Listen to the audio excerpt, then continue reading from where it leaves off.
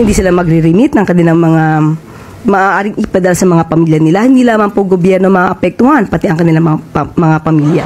Bilang matinding pagtutol sa Administrasyong Marcos, maglulunsad ng malawakang protesta ang mga overseas Filipino workers sa pamamagitan ng OFW Zero Remittance Week simula March 28, 2025. Ano ang kahulugan ng kilos protestang ito at gaano kalawak ang epekto nito? Alamin sa ulat ni Anton Cero.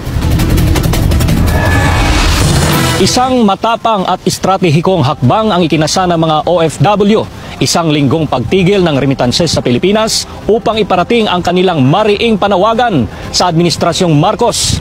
Pauwiin na si dating Pangulong Rodrigo Duterte. Mula sa Pilipinas hanggang sa iba't ibang panig ng mundo, nag-aalab ang damdamin ng maraming Pilipino sa ginawa ng Administrasyong Marcos Jr. laban kay dating Pangulong Rodrigo Duterte. Ang pag-aresto sa kanya at pagkakakulong ngayon sa ICC Detention Center ay nagdulot ng malawakang pagkondena, isang hakbang na itinuturing ng marami bilang iligal at isang anyo ng political persecution. Dahil dito, sunod-sunod na protesta at pre-rallies ang isinagawa ng mga Pilipino, hindi lamang sa bansa kundi maging sa iba't ibang panig ng mundo.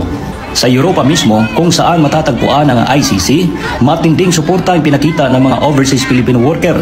Hiling nila, pauwiin na si Pangulong Duterte sa Pilipinas. At upang idiin ang kanilang panawagan, inilunsad ng grupong Mais of Croatia ang OFW Zero Remittance Week, isang kilos protestang layong patigilin ang pagpapadala ng pera sa Pilipinas bilang malinaw na mensahe ng pagkondena sa Administrasyong Marcos.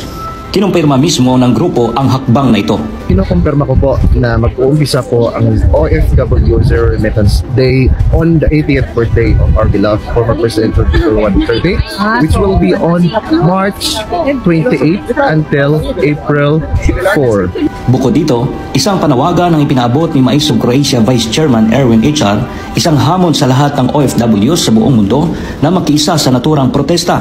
Anya, ito ang kanilang paraan upang marinig sila ni Pangulong Ferdinand Marcos Jr. at agarang ibalik sa bansa si Duterte. I hope that our respected President of the Republic of the Philippines, His Excellency Ferdinand Marcos Jr. will hear us.